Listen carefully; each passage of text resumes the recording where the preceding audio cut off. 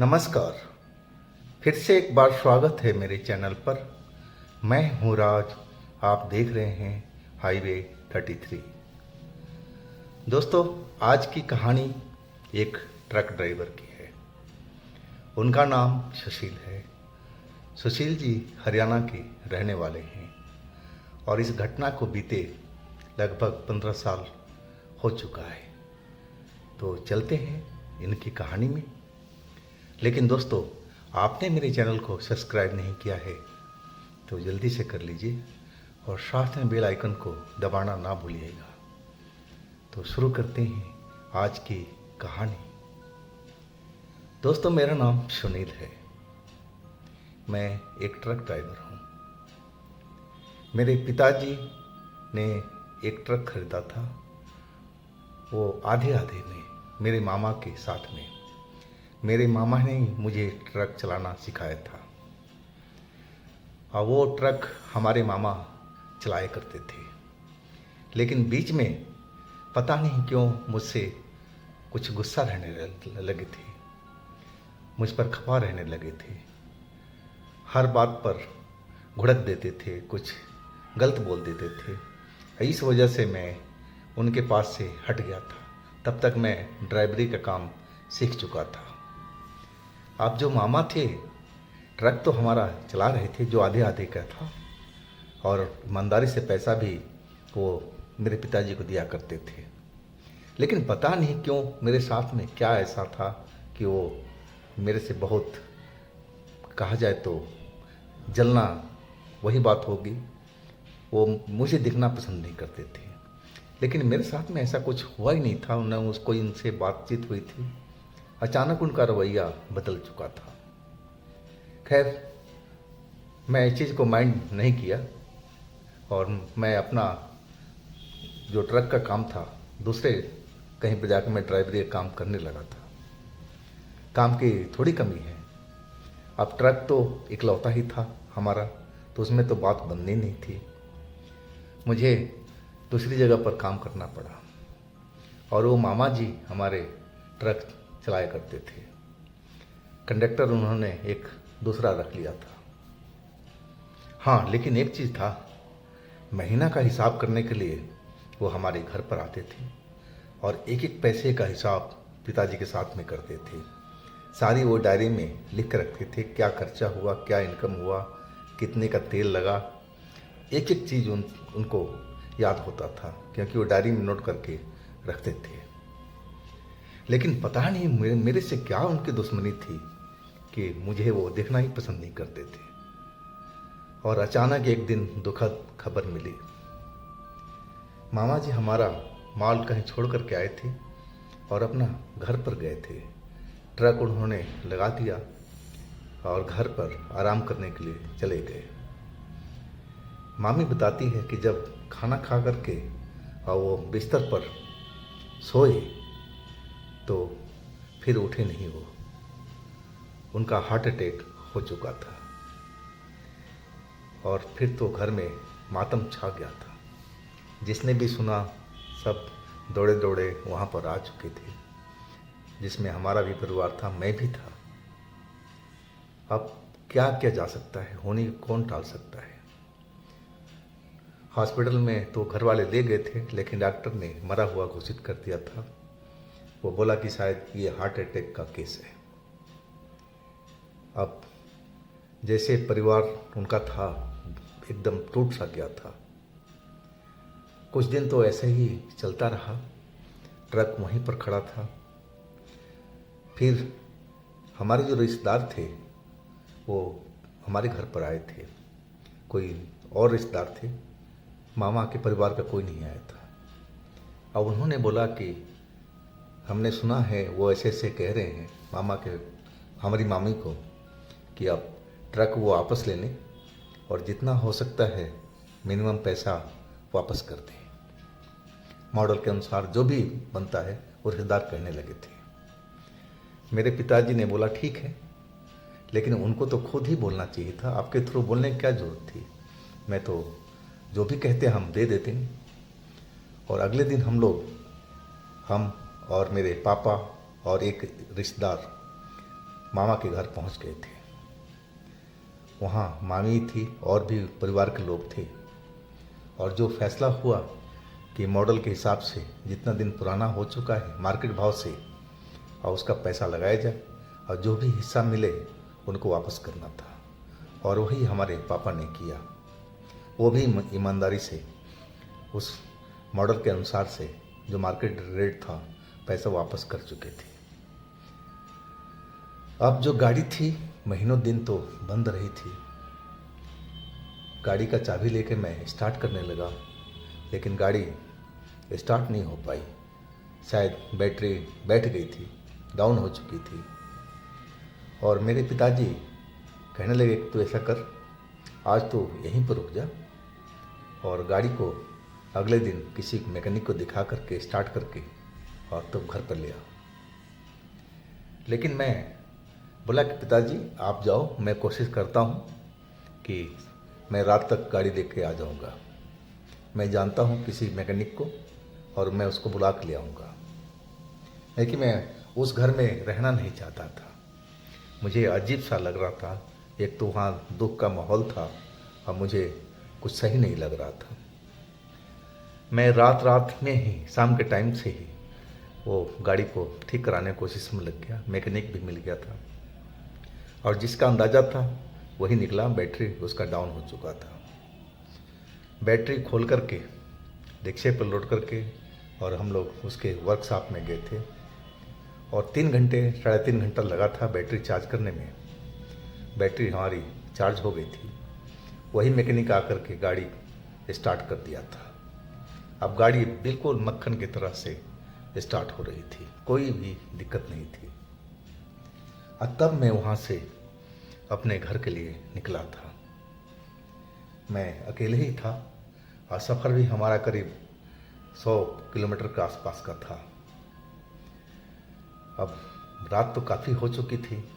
जब मैं रास्ते में था तो भूख भी लग रही थी, तो एक जगह मैं ढाबे पर रुक करके खाना भी खाया और इसके बाद मैं वहाँ से निकला था।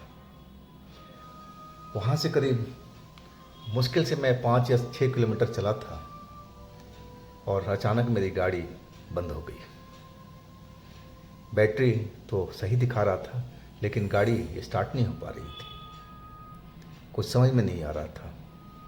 अब मैं तो ऐसी जगह फंस चुका था कि जहाँ आसपास में कोई बस्ती भी नहीं थी और रोड भी बिल्कुल सून सपाटा पड़ा हुआ था। हर तरफ कोई नहीं दिखाई पड़ रहा था, बस एक सुन्नापन हर तरफ नज़र आ रहा था। अब मैं करूं तो क्या करूं। अब जो सड़क थी वो भी सून सपाटा हो चुकी थी और लेकिन कभी कभी कोई गाड़ी गुजर जाती थी। लेकिन रात के टाइम में कोई भी गाड़ी रोकने को तैयार नहीं होता था। मैं एक आध को हाथ दे करके देखा था कि कोई रुक जाए जिसे हम मदद ले सकें, लेकिन कोई नहीं रुका। सब दौड़ाते हुए गाड़ी को निकल चुके थे। मैं भी वही करता, इस सुनसान जगह पर कोई गाड़ी नहीं रोकता। अब मैं अपनी गाड़ी में बैठा बैठा सोच रहा था कि अब मैं करूँ तो क्या करूँ। जहाँ मेरी गाड़ी रुकी थी वहाँ पर एक बहुत बड़ा पेड़ था और पेड़ अंधेरा था तो इसलिए मैं पहचान नहीं पाया कि किस चीज़ का पेड़ है। मैं नीचे उतर करके चहलकदमी कर रहा था। मैं सोच रहा था कि अब कोई गाड़ी आए तो फिर उसे लिफ्ट लूँ, रोकूँ, कुछ मदद हो सके, अब मैं यहाँ से निकल सकूँ। लेकिन कोई गाड़ी मुझे दूर दूर तक दिखाई नहीं पड़ रही थी और सही मायने में मुझे डर भी लग रहा था। एक घबराहट सी हो रही थी, पता नहीं क्यों। वैसे तो मैं अकेले ही ट्रक पर बहुत दूर दूर तक निकल जाता था, लेकिन ऐसी घबराहट मुझे कभी नहीं हुई थी जो आज मुझे हो रही थी। मुझे लगने लगा था कि कुछ न कुछ आज यहाँ पर होने वाला है। मेरे मन में एक डाउट सा था। तभी वो जो पेड़ था, पेड़ एकदम हिलने लगा था। बिना हवा का, बिना तूफान का वो पेड़ लग रहा था जैसे बहुत तेज तूफान आ चुका है और तूफान का हवा पेड़ों को झकझोर रहा है, हिला रहा है। लेकिन वास्तव में कोई हवा नहीं था, ना कोई तूफान था। अब तो जैसे मुझे एकदम पूरा शरीर का जो रोए थे सारे खड़े हो गए थे डर के मारे। मैं अब सोचा कि अब जल्दी से गाड़ी के अंदर ही बैठा जाए। पता नहीं ये पेड़ क्यों हिल रहा है, और वो भी इतना तेजी से। और जैसे ही मैं गाड़ी की तरफ बढ़ने लगा कि मैं गेट खोलूं और अंदर चला जाऊं, और तभी मेरे सामने में जो चीज़ दिखाई दिया वो तो मैं देख करके सिहर ही चुका था। वो एक औरत थी। उसकी बड़ी बड़ी आंखें, लंबे लंबे बाल, और जो चेहरा था बिल्कुल एक भयानक की तरह था। मैं देखते ही समझ गया था कि अब जो मेरे साथ में होगा कोई बचा नहीं पाएगा मुझे। ये कि वो चुड़ैल थी, वैसी ही उसकी शक्ल थी। अब तो मैं बिल्कुल डरा हुआ, और जैसे ही चुड़ैल को सामने देखा तब तो समझ गया कि मेरा काम अब तमाम होने वाला है। अब मैं पीछे की तरफ भागा, लेकिन भाग के जाता कहाँ पर। वो चुड़ैल मेरे फिर आगे खड़ी थी जिधर मैं भाग रहा था। अब बताओ कहाँ जाओगे। अब मैं नीचे ज़मीन पर बैठ गया डर के मारे। दिल की धड़कन बढ़ी हुई थी। अब मैं अपने भगवान को याद करने लगा था कि प्रभु मुझे बचाओ, आप ही सहारा हो। अब उस टाइम में भगवान के अलावा कुछ नज़र नहीं आता है, और वही मैं कर रहा था कि प्रभु मुझसे क्या गलती हुई है, मुझे आप बचाओ इस चुड़ैल से। और वो चुड़ैल अब बिल्कुल मेरे समीप में आकर के खड़ी हो गई और अपनी मोटी मोटी आंखों से मुझे घूरने लगी थी। उसके बदन से जैसे एक बदबू सी आ रही थी, जैसे गटर से नहा करके निकली हो। ऐसा सड़ा हुआ बदबू उसके शरीर से निकल रहा था, और मुझे देखते हुए बोलने लगी, कहाँ तक भगेगा, और भाग के दिखा, मैं तुझे छोड़ने वाली नहीं। अब तो मेरे चंगुल में फंस चुका है, अब तो तुझे मैं बिल्कुल खाऊंगी। अब ये बात सुन करके तो मेरा हालत और ख़राब हो चुका था। मैं एकदम रोने लगा था। मैं उसके सामने गिड़गिड़ाने लगा था कि आप मुझे छोड़ दीजिए, मैंने आपका क्या बिगाड़ा है, आप मुझे जाने दीजिए। लेकिन वो तो हंसने लगी थी, एक खौफनाक हंसी। वो हंसी मुझे लग रहा था कि बहुत दूर दूर तक सुनाई पड़ रही होगी, और वो हंसी से मैं तो और भी डर चुका था। और तभी जो मेरा ट्रक का दरवाज़ा था कंडक्टर साइड का, वो एक झटके से जो बंद था वो खुल चुका। मैं मुड़ करके देखा कि आखिर ये दरवाज़ा किसने खोला, लेकिन मुझे कोई दिखाई नहीं पड़ा। और फिर वो चुड़ैल एकदम पीछे हटने लगी थी। वो मेरे से दूर होती जा रही थी, वो बड़े पेड़ की तरफ में। अब मुझे वहाँ पर उसके लिए चुड़ैल के आगे में एक धुआं सा दिखाई पड़ रहा था, धुंधला धुंधला। अब मुझे लग रहा था कि उसमें कोई है, लेकिन कौन है वो साफ मुझे दिखाई नहीं पड़ रहा था। बस इतना तो मालूम हो रहा था कि उसके धुएं के अंदर में कोई शरीर है, आदमी का, इंसान का शरीर है, लेकिन वो झिलमिलाता हुआ था। कभी थोड़ा सा नज़र आता था और कभी बिल्कुल नहीं नज़र आता था। और वो औरत जो पीछे हट रही थी अचानक चिल्लाने लगी, जोर जोर से उसकी चीखें निकलने लगी थी। वो तो जैसे गला फाड़ करके रोने की जैसी आवाज़ उसकी निकल रही थी। बस एक ही आवाज़ मुझे साफ सुनाई पड़ रही थी, मुझे गलती हो गई, तुम छोड़ दो, मुझे जाने दो। जैसे मैं गिड़गिड़ा रहा था कि मुझे जाने दो, अब वो न जाने क्यों वैसी बोल रही थी, और कौन था वो धुएं वाला जो उसको मारने को तैयार था और वो बचने की कोशिश कर रही थी। और कुछ ही पल में वो चुड़ैल मुझे नज़र आना बंद हो गई। मुझे अब बिल्कुल नहीं दिख रही थी, और ना वो धुआं। अब बिल्कुल वहाँ पर खामोशी सी छा गई थी। लेकिन मेरा जो दिल था अभी भी तेज तेज धड़क रहा था। मैं दौड़ते हुए अब वहाँ से अपने ट्रक के अंदर आ चुका था। अब मैं चाबी लगा करके और स्टार्ट करने की कोशिश करने लगा कि प्रभु मेरे गाड़ी को स्टार्ट करा दो, कैसे भी मेरी गाड़ी को स्टार्ट करा दो। और तभी एक भारी सी आवाज़ आई। वो आवाज़ मेरे ट्रक के अंदर से ही आ रही थी। अरे अब क्या देख रहा है, गाड़ी स्टार्ट कर लेना। वो आवाज़ को मैं भूल नहीं सकता। वो आवाज़ मेरे मामा जी की आवाज़ से मिलती जुलती थी, लेकिन मैं कंफर्म नहीं था कि वो आवाज़ मेरे मामा जी की थी, लेकिन वो बहुत भारी आवाज़ थी। लेकिन जो बोलने का अंदाज़ था वो बिल्कुल वही था। मेरे मामा जी जैसे मेरे पर गुस्सा होते थे, वही बिल्कुल अंदाज़ था। अब फिर तो मैं चाबी घुमा दिया था। जैसे ही चाबी घुमाया, गाड़ी तो मेरी स्टार्ट हो गई, और मैं फिर काहे के लिए उस जगह पर रुकना। मैं गाड़ी को दौड़ाता हुआ उस जगह को पार कर लिया। मैं फिर कहीं रास्ते में नहीं रुका। अब ना मैं रुकना चाहता था, सीधा अपने घर पर आ कर के ही रुका था। मैं घर पर आया था तो करीब 2:30 या 2:45 के आसपास का टाइम हो चुका था। इतनी रात को आए देख मेरे पिताजी गुस्सा हो गए थे। अरे तू वहीं पर रात में, तेरे को बोला था रुक जाता, ऐसी क्या हड़बड़ी थी कि इतनी रात में आ रहा है? तेरे साथ में कोई हादसा हो जाता तो तो अकेले था।